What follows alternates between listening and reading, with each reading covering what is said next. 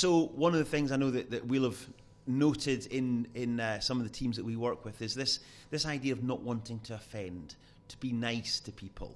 And that's sometimes not helpful. In fact, it's often not helpful. What's your perspective on how you help people see their way through that?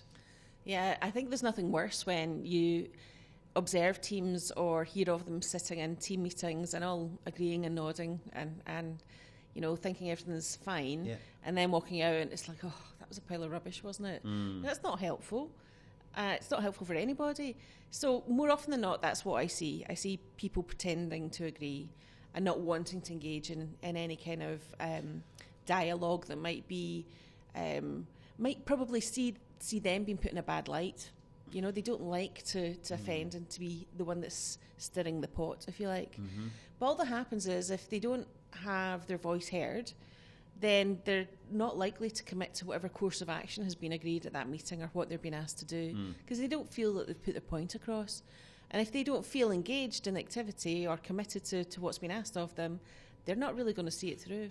And so where does the responsibility lie? Who has the responsibility to change that dynamic? I think the responsibility is probably on both parts, but again, I would go with the senior team have to go first.